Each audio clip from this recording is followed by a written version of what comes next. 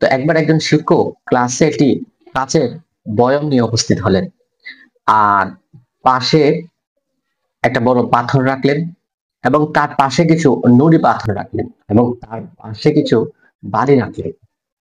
তো তিনি ওই কাচের বয়মটার মধ্যে প্রথমে এই বালিতে ভরপুর করে দিলেন।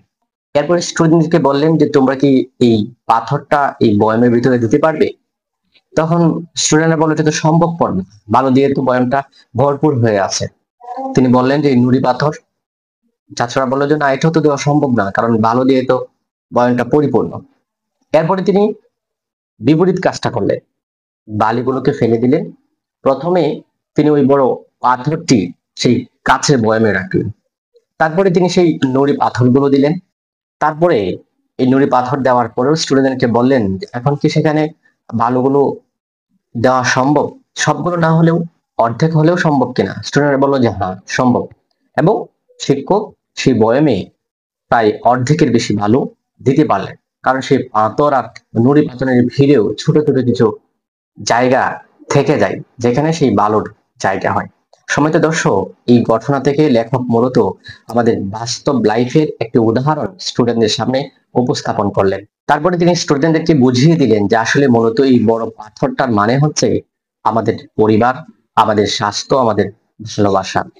আর সেই নুড়ি পাথরটি হচ্ছে আমাদের চাকরি, বন্ধু আর আর বালি মানে হচ্ছে আমাদের ছোটখাটো আনন্দ, সময় নষ্ট করা, আমাদের ফোন ব্যবহার করা, সোশ্যাল মিডিয়ায় বোধ হয়ে থাকা। সুতরাং আমরা যদি আমাদের লাইফে প্রথমে সেই বালু দিয়ে ভরপুর করে ফেলি, অহেতুক কাজ দিয়ে ভরপুর করে ফেলি, তাহলে কখনোই সেখানে আমাদের লাইফের সবচেয়ে গুরুত্বপূর্ণ পার্ট আমরা সেখানে রাখতে পারবো না।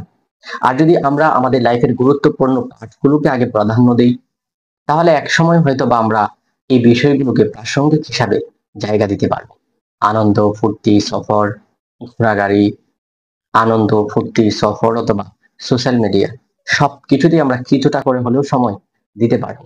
আর যদি লাইফের ফুল টাইম আমরা এই সময় অপচয়ের পিছনে ব্যয় করে ফেলি, তাহলে কখনোই আমরা আমাদের পরিবারের ভালোবাসা, আমাদের পরিবারের সুখ শান্তি অথবা ভালো কোনো চাকরি বা ইনকামের ব্যবস্থা আমরা কিছুতেই করতে পারবো না।